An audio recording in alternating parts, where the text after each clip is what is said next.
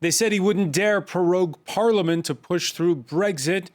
Days before lawmakers return from summer recess, new Prime Minister Boris Johnson has decided to pounce and pounce early. Parliament will indeed convene next Tuesday, but with a long break soon after, till October 14th. 2 weeks before the UK's due to leave the European Union, 3 days before an all-important EU summit. Cue the political tsunami that Johnson's unleashed, with many players breaking ranks within his own Conservative Party. What next for Brexit, for Boris, and for Britain? At the heart of the world's longest-running parliamentary democracy is the world's longest-serving monarch, who's never once, since she inherited the throne way back in 1952, weighed in on politics. And this Wednesday, the Queen, true to form, confirming, as wished by Johnson, the suspension in a statement. Was she right to stay out of it? Today in the France 24 debate, we're looking at the suspension card. Joining us from London, Stephen Canning, who served as advisor to the former chair of the Conservative Party. Thank you for joining us. Thank you very much. From Brussels, former Conservative member of the European Parliament, Sajjad Karim. Welcome back to the show. Good evening. Adrian Rod teaches British history at the French Political Science Institute Sciences Po's Saint-Germain campus. Thanks for being with us. And we have a Briton in Paris, a Labour supporter. George Marsh is with us. How are you? Thank you for having me. Not bad. The France 24 debate on Facebook and Twitter, hashtag F24debate. Yeah, take out your calendars. Here is the schedule. Parliament convenes next Tuesday, then was due to take a 2-week break for party conferences later in the month before reconvening in the build-up to that October 31st Brexit deadline. But, as Peter O'Brien reports, the new PM has got a different idea. On the 3rd of September, MPs return to Parliament. On the 31st of October, the UK leaves the EU. But they've got far less time than 2 months to pass any laws challenging a no-deal Brexit, which the majority of MPs want to avoid. This is because Boris Johnson's asked the Queen to suspend Parliament around the 10th of September and reopen it on the 14th of October. That's why we are going to have a Queen's speech, and we're going to do it on October the 14th. And we've got to move ahead now with a new legislative programme.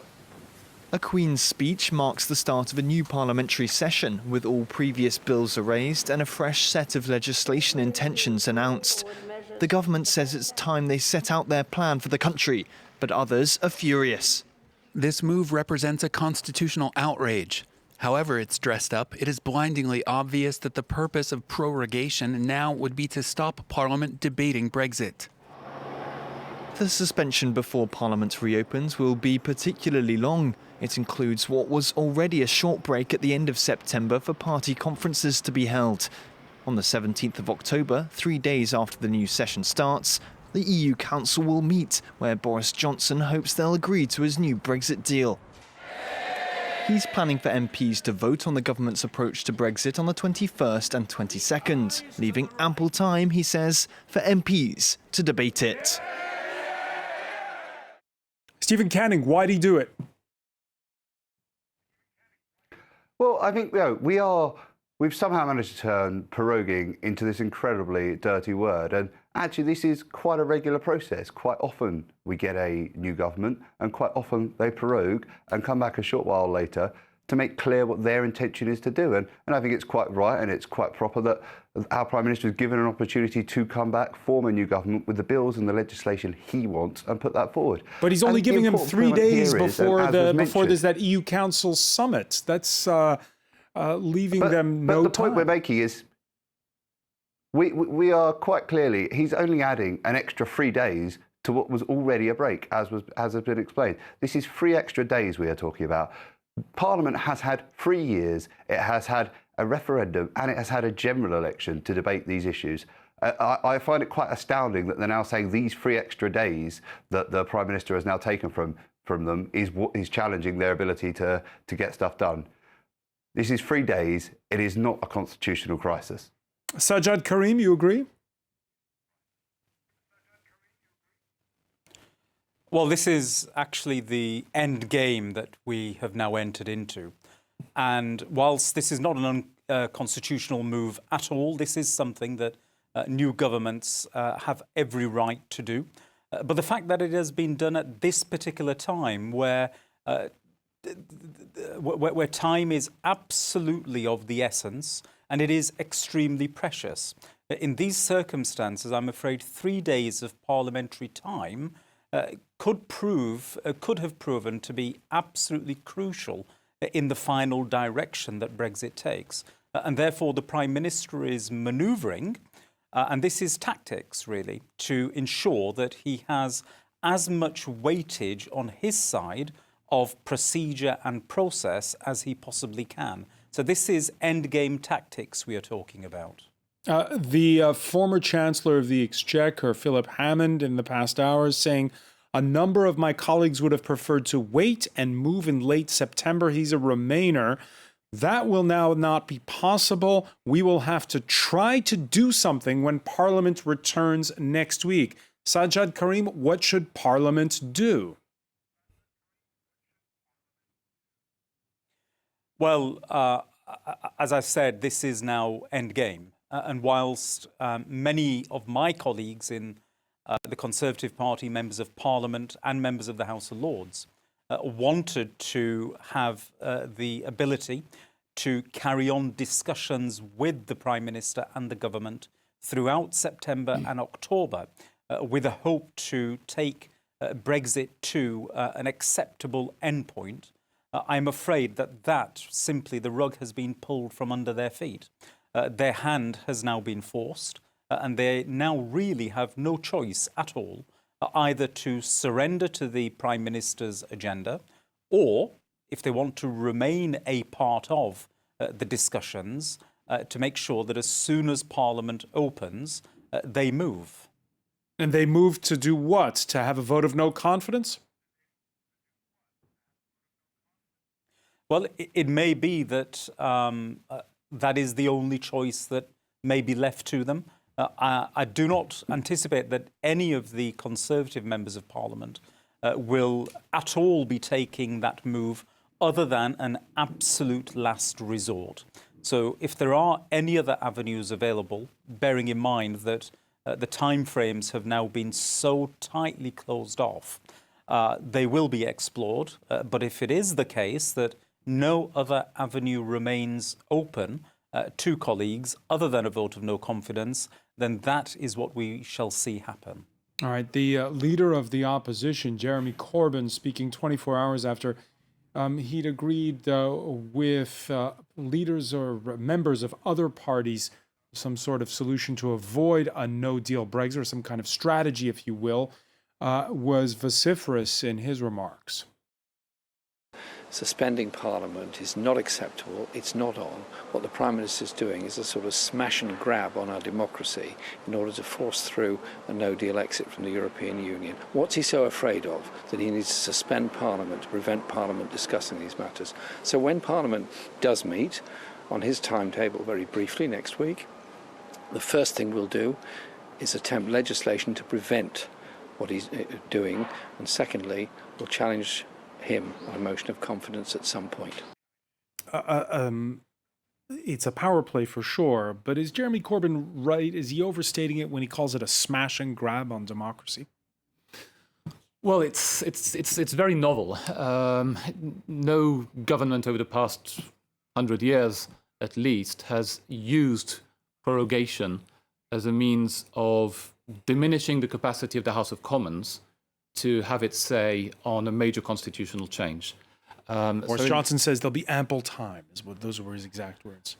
He has said that. He said, of course, that there'll be a couple of weeks between the EU Council and the exit date, which he wants Parliament to use simply to ratify whatever agreement he may have obtained from the EU Council. But nonetheless, this is a significant moment. This is a use of parliamentary procedure that we haven't seen before.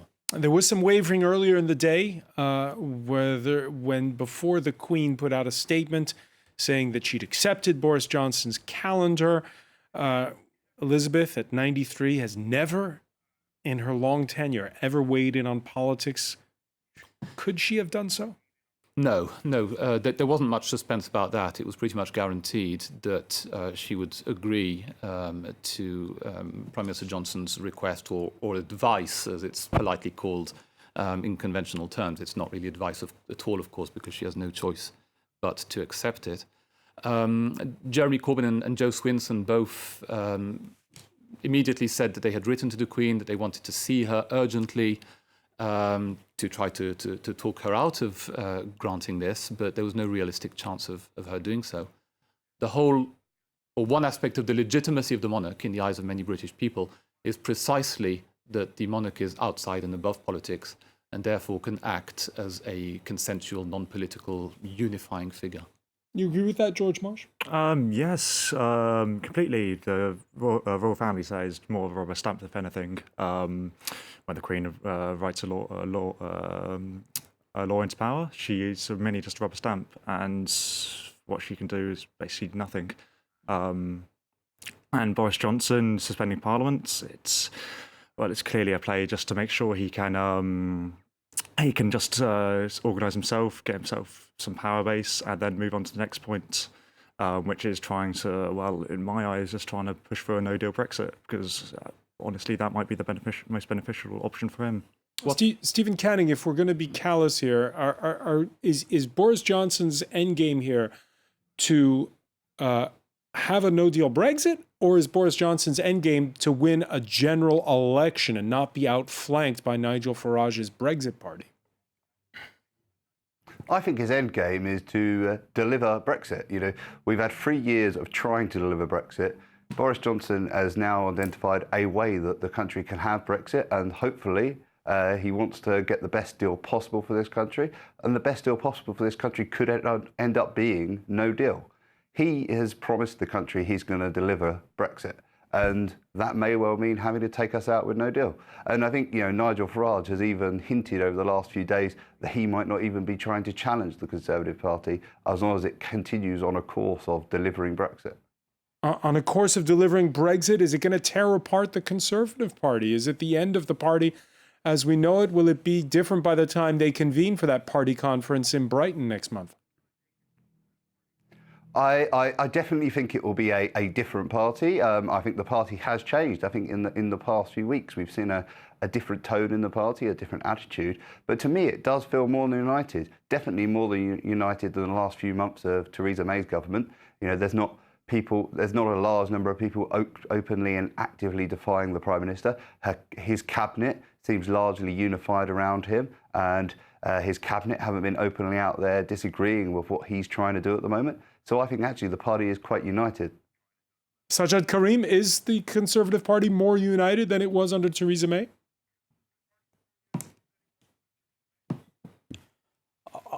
I think we're now really at a point where unless the Prime Minister, and I think this is extremely unlikely, unless the Prime Minister actually opens up avenues to that wing of our party, the centre-right of British politics, to once again become a part of this debate, then I'm afraid the fracture has really got to a point where I think we're on the verge of seeing some breakages starting to splinter away. It will happen in a number of ways. If we are to go into a general election before Brexit has been delivered, and all candidates are required to sign up to a pledge that they will support a no-deal Brexit, then automatically so many senior sitting figures, members of Parliament, Conservatives, simply won't be in a position to sign up to that. So you can see the pathway to a real breakage in the Conservative Party coming about. And in particular, if there is any move towards a coalition type of agreement or an election agreement with Nigel Farage and his Brexit party, I'm afraid that is going to lead to an immediate rupture within the Conservative Party, with the centre-right breaking away. And up to that point, you're still a member of the Tories? I can tell you very openly, this is something that has played on my mind throughout the course of the day today as to how can somebody like myself, centre-right British politician, remain in a place where today his party is the party of a no-deal Brexit. This is a question that is playing on the minds of many Conservatives, ordinary members, as well as active councillors, and indeed members of Parliament as well. I think there really is now a feeling that unless things change quite rapidly within the coming days, or Parliament is able to once again get hold of the agenda and pull matters into a much more consensual-based politics once again, then I'm afraid many people will be taking that ultimate and difficult step of walking away. Adrian Rod, that brings us back to the question of the way the UK's parliamentary democracy is set up. You have, first of all, the layout of the House of Commons, right? You have the opposition benches and the versus the party in power. The front bench, yes. And is it possible to rejig it completely and to blow up that old system of Conservative versus Labour with a few other parties on the side? It would appear difficult, and it's true that the layout of the House of Commons is quite different to what you have in other parts of the world, where you have a sort of semicircle position. It's deliberately adversarial. I mean, that is actually the word that is used. As has often been said, the spacing between the government front bench and the opposition front bench is supposedly designed back from the Middle Ages to prevent sword dueling. The electoral system strongly favours a two-party system, and there isn't a history of coalitions except in the direst of times when the whole country needs to band together. We saw a coalition government during the Great Depression, during the two world wars. However, what we have seen in recent years has been the start of a fragmentation of this two-party system, with more votes and, crucially, not only more votes but more seats, which is more difficult with this electoral system, going to other parties. The SNP becoming dominant in Scotland, which was traditionally Labour territory. The Liberal Democrats having a real possibility of gaining more seats in the upcoming election. So it may be more difficult now and in coming years for one party to form a majority government. And so it may be that, I think, gradually, it's going to be a gradual process. Parties will have to work with, or may have to work with the smaller parties in the House. All right, the redrawing of the landscape in the UK, it's all coming to a head now with that Brexit deadline looming and that move by Boris Johnson. Stay with us. We got more coming up. You're watching the France 24 debate.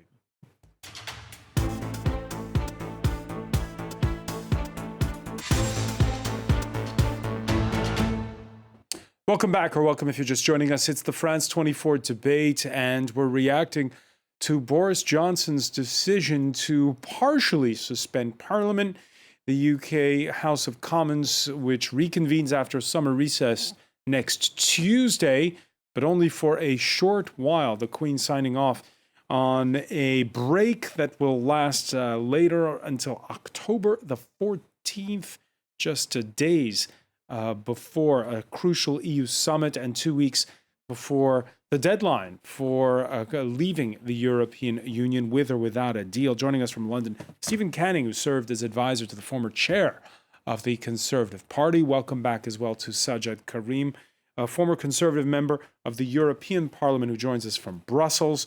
Adrian Rod, who teaches British history at the Saint-Germain-en-Laye campus of the French Political Science Institute, Sciences Po. Labour supporter George Marsh is with us. And we're joined for part two of our discussion by our Europe editor, Catherine Nicholson.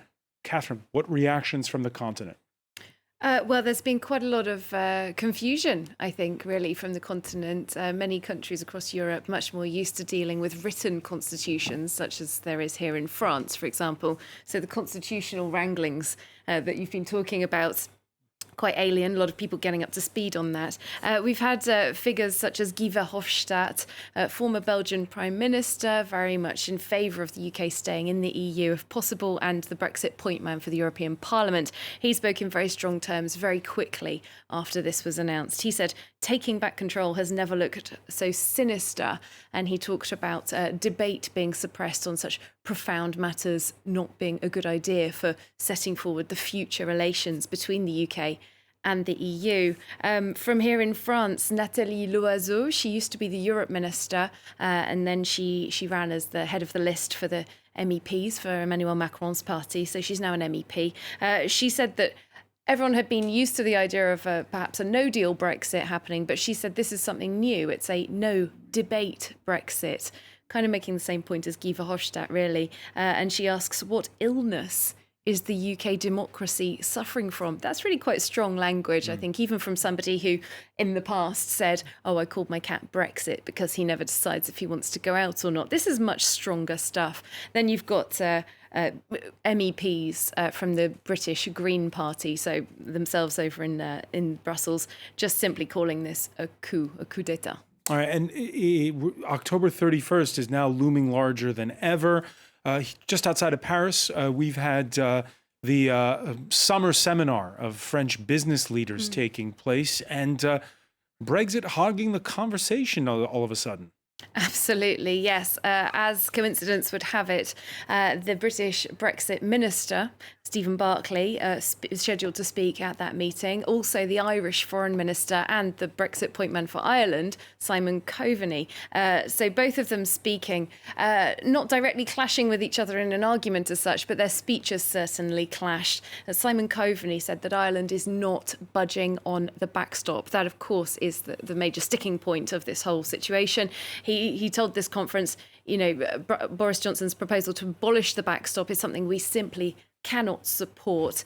He firmly believes, and it would appear to be the case, that the EU 27, the other member states, are still on Ireland's side, as they have been up to now. He says no one's come up with credible arrangements, different solutions that could replace this backstop. And he repeated that the backstop was temporary. Now, Stephen Barclay, conversely, disagreed with that. He said not only does he consider the backstop to be dead, he also said that the backstop could leave Northern Ireland locked into a situation indefinitely under which they were governed by rules in which the UK had no say. So directly clashing with Simon Coveney there. I ought to add that the European Commission gave its regular daily press conference. They were asked to react, and they said that they're not going to comment on internal political matters in member states. However, the talks at the Sherpa level, the technical discussions, are continuing for the moment. So, Stephen Canning, what does happen if there's no deal on October 31st?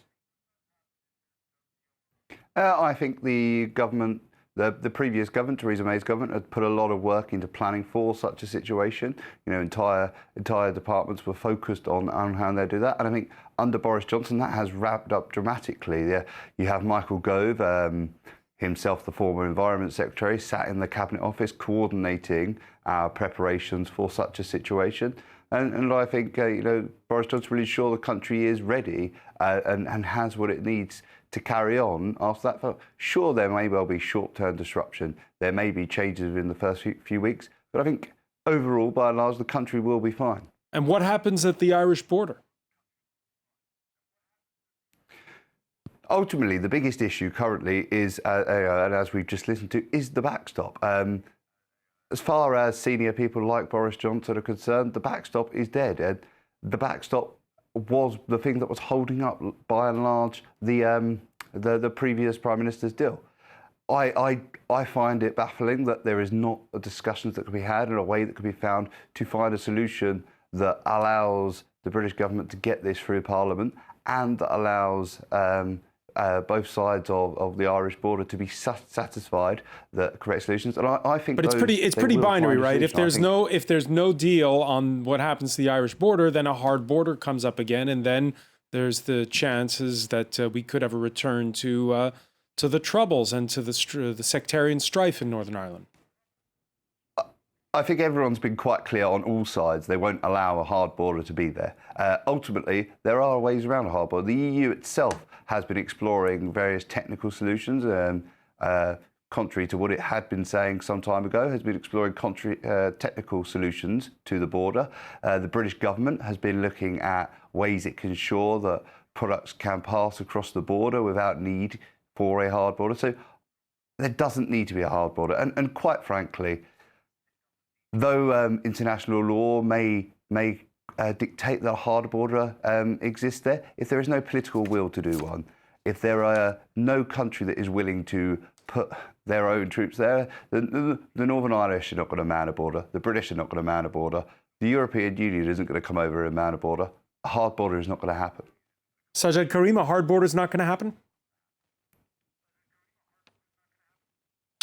Well, I think the interesting part of this debate for me was a statement that was made by a significant number, enough to prevent any deal that the Prime Minister may wish to present to Parliament from not going through, of members of Parliament from the ERG group who said that even if the Northern Irish backstop was to be removed in its entirety, they will still not support any form of deal with the European Union on Brexit.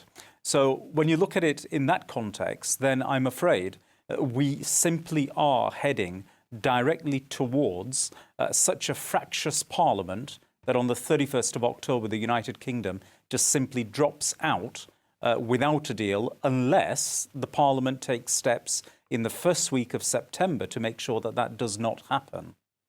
So you're saying that come what may, Boris Johnson won't be able to ever appease the hardest Brexiteers within his camp unless he basically does nothing. Well, I'm speaking about people who voted for and supported Boris Johnson to become Prime Minister. A number of those people, and significant numbers, sufficient numbers, were putting forward that statement to say that even if the backstop goes, we will not back the deal that Boris Johnson brings to the Parliament. That is a statement of where the dynamics are at this moment in time. George Marsh, let me ask you, what are for you the fault lines right now in UK politics? Fault lines? Yeah, is it just about who's for Brexit and who's against it? Is it about left and right? If we're getting back to the concept of how do you define Brexit and define what's happening there, it's incredibly difficult to answer because there's so many issues at play there. It's for people in East Anglia, where I'm from, there's farming regulations which the EU control, there's fishing regulations as well. But then over in Ireland, there's a border like we're just talking about. To be the base of it, there's been so much talk and there's been so much just white noise about the whole issue. It's impossible to get a clear view on the whole thing. For instance, people often like to talk about how the British, after the UK leaves the EU, we've got the backstop where there's the old Commonwealth countries which will come by and rally around us. But if you're the old Commonwealth countries, it doesn't really seem that appealing to be under British rule or support Britain anymore, or anything like that. Well, let me read you this tweet from Donald Trump a few hours ago. He said it would be very hard for Jeremy Corbyn, the leader of Britain's Labour Party, to seek a no-confidence vote against the new Prime Minister, especially in light of the fact that Boris Johnson is exactly what the UK has been looking for and will prove to be a great one. Love the UK. Well, that's Donald Trump tweeting, and he tweets an awful lot, so it's whether you can take that as a credible But you take that as a sign that, well, the UK will be able to depend on other allies outside of Europe. Well, Donald Trump has always said the USA first and the USA first. And if it comes to a conflict of interest between the UK and the USA, for instance, the various rules regarding food to import into the UK, I believe that Boris Johnson will not be very supportive of the what's best for the British people then, or anything like that. So. There has been a response from Jeremy Corbyn to that tweet saying that he thinks the US president is saying Boris Johnson is exactly what he's been looking for and calls him a compliant prime minister who will, quote, hand Britain's public services and protections over to the US corporations in a free trade deal. So just to update you on Jeremy Corbyn's side on that. Adrian Rod, your thoughts on how, sitting here in Paris, people here, what sense we're making of it? Because as Catherine was saying earlier, the rest of the continent's suddenly studying what is the Queen's speech, how does this parliamentary democracy work? Your thoughts on how much the rest of Europe gets what's going on? Well, it makes it particularly difficult when Britain's parliamentary democracy doesn't function as it usually does. As I've said, this political use of a prorogation to diminish the ability of the House of Commons to have its say on such a major issue is unprecedented. And by the way, we had a poll on Twitter, and it's not scientific, okay, but 52% said yes, the Queen should have intervened in this case. Yes, but if she intervened on this issue, then why shouldn't she intervene on other issues? And I'm not so sure that people would like to see her intervene on issues where they might have an opinion different to hers. No, I think the longevity of the monarchy is dependent on it continuing to do what it's currently doing, which is to stay above politics. All right, Very briefly, yeah. What I would imagine, though, is that the Queen probably in private, when she had this conversation with the Prime Minister this morning, probably advised him in private that this was an unprecedented move and that he should think carefully about it. But of course, we'll never know what they said privately. She's yet to grant her first interview to a journalist. Hopefully that'll be here on France 24. Scotland's nationalist pro-Remain First Minister strongly disagrees, by the way, with Jeremy Corbyn's decision to write to the Queen. It is rather bizarre for those of us appalled by an abuse of democracy to be expecting the Queen to sort of step in and stop this. It's Parliament's job to stop this. You know, we're told the House of Commons, some of us have been quite cynical about this for a long time, is the mother of parliaments, that the sovereignty of the House of Commons is all. Well, there has never been a more important moment, probably in my entire lifetime, for the House of Commons to prove that. Sajad Karima, the Queen didn't step in, but the Speaker of Parliament certainly did. How much do the words of John Bercow in this instance matter? Can you explain it for our viewers outside the UK? Yeah, sure, I'll try.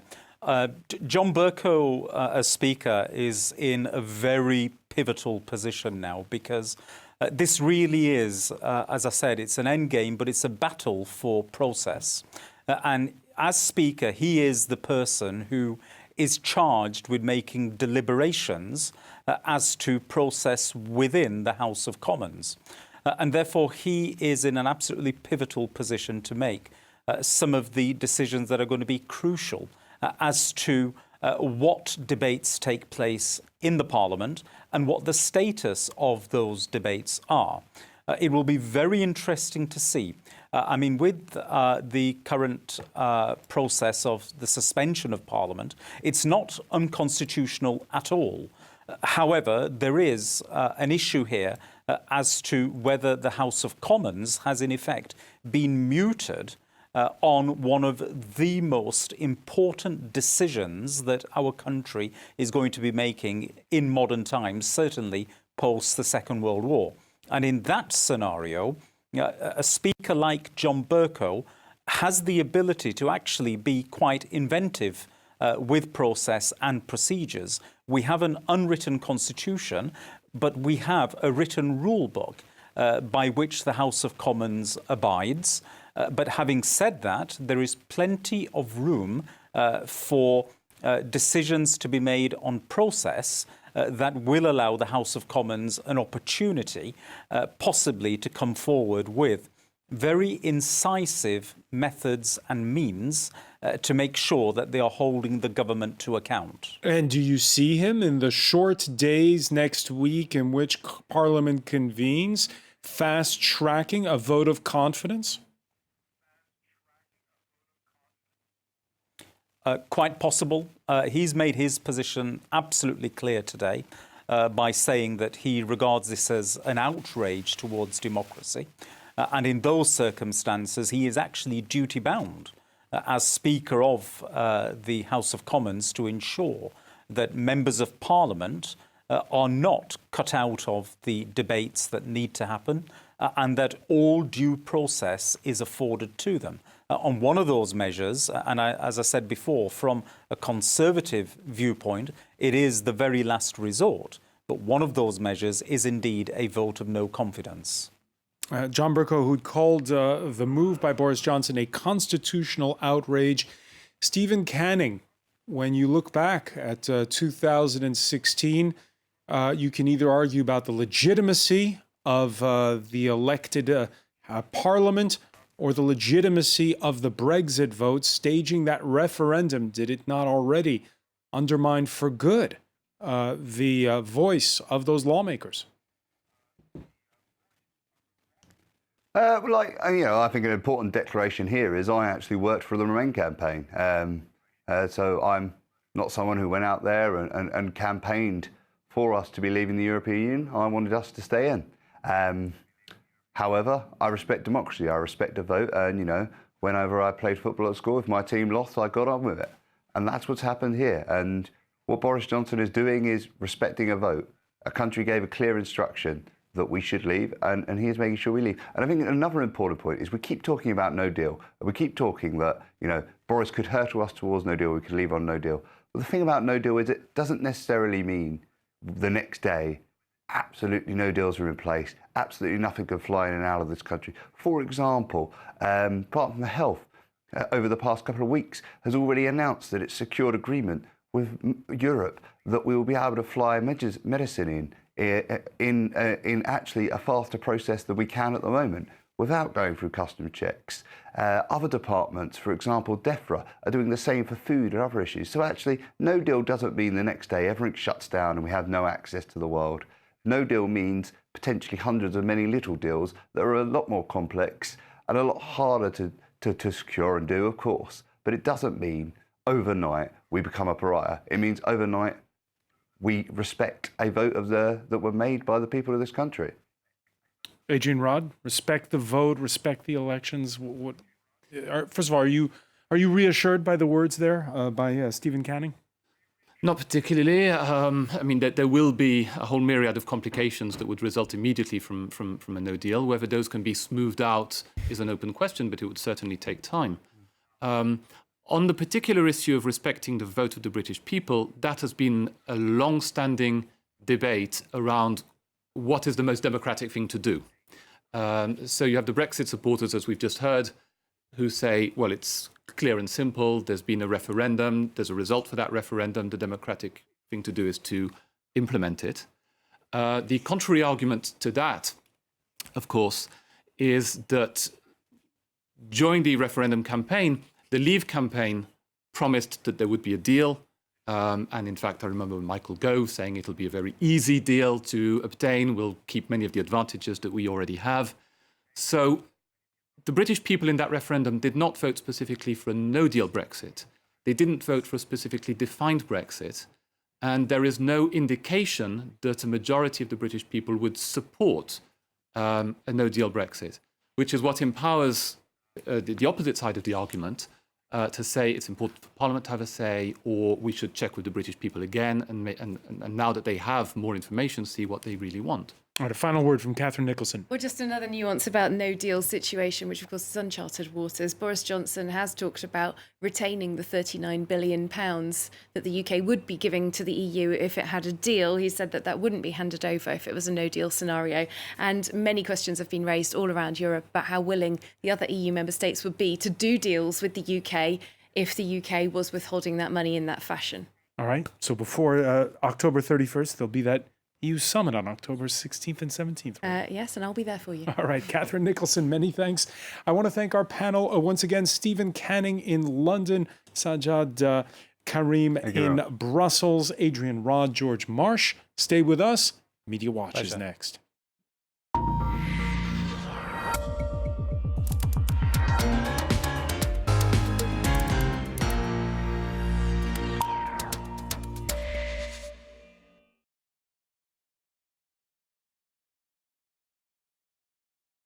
comment on this today. Impossible to sort of sum it all up quickly, but let's go through the labyrinthine chain of comments that we've had on social media in the UK, starting with this one. Be in no doubt that Margaret Thatcher would have been absolutely disgusted in Boris Johnson for his grisly handiwork today, writes Tim Walker. Be in no doubt too that Thatcher was so far to the left of Johnson, she was off the scale. So a lot of people on the Conservative end of the political spectrum today really feeling quite shocked. I am being inundated with furious emails, writes Conservative MP Antoinette Sandbach, from constituents about the prorogation of Parliament. The proposal is an affront to democratic accountability at a time when the new Prime Minister should be happy to be scrutinised by elected MPs. So this was the tone of a lot of the comment today.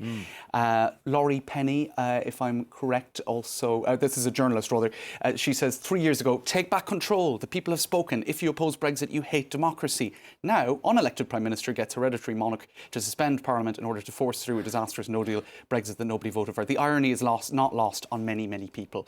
Many also have been looking back to the sort of very complex debates back in June and what was being said by various members of the Conservative Party in government now, who were defending democracy, saying you can't take Britain out of the EU against the will of Parliament. You know, there are many who are making those sort of remarks. Philip Hammond, it would be a constitutional outrage if Parliament were prevented from holding the government to account at a time of national crisis, profoundly undemocratic. So you can see what I'm saying here. It was really very widely expressed opinion within the same political ranks as the people making these, who made this decision. Parody Boris Johnson account, but actually, is it even? We must take back control of our sovereignty and implement the democratic will of the people. We will do this by suspending Parliament because the democratically elected MPs do not agree with the Prime Minister that 0.13% of the electorate voted for. Anyway, it goes on and on. But let's just say that outside of the Twitter chatterbox, you have people getting out onto the street and saying, let's meet in Parliament Square. The hashtag Stop the Coup being very widely used to rally people to defend democracy, resist the Parliament shutdown. What else do we have? So just a couple of cartoons. People seeing this, having a visual expression for this here of just getting around or walking over. That's Jeremy Corbyn depicted there, and John Bercow here is very loudly shouting order, as he tends to do, but might be silenced. Quick look at some outside of the UK comments. Guy Verhofstadt, former Belgian Prime Minister, head of one of the parliamentary groups. Take back control in the European Parliament. Take back control has never looked so sinister, he writes, as a fellow parliamentarian. My solidarity with those fighting for their voices to be heard. Suppressing the debate on profound choices is unlikely to help deliver a stable future EU-UK relationship. Of course, I'm sure many would have a lot of things to say back to him about EU democratic deficits. That's a debate that can go on. Donald Trump, of course, delighted to see all of this and saying that he loves the UK. I suppose he loves Boris a lot too, less so Jeremy Corbyn. Now, and then you have this petition that usually I think it's 100,000 needed to have a debate in Parliament, and this is, very ironic. Well, they have time to schedule it. The government to consider it. Right. Right. So again, there is a certain irony there about that. Maybe it won't even be possible to hold that debate. So a lot of people pointing to that. The Church of England weighing in on this. They tweeted their press release, and they have a lot of reservations about what's going on. I don't have time to go into it. Hugh Grant, I cannot show you the tweet because there were so many strongly worded words in it, but you will not bleep with my children. He says, you will not destroy the freedoms my grandfather fought 2 world wars to defend. Bleep off, you over-promoted rubber bath toy. Britain is revolted by you and your gang of bleep prefects. So this is the tone. I know I'm out of time. Quick, just contrast on that. Katie Hopkins, sometimes known as the most hated woman in Britain. The age of the politician is over. We just need people to get things done. Which just sounds like me, the age of democracy is over. Let's bring in totalitarianism. But that's just my translating of that. All right. We'll have more on this. I'm sure. It's not over. It's not over. And we want to thank you very much for that, James Creedon. I want to thank our panel once again. Thank you for joining us here in the France 24 debate.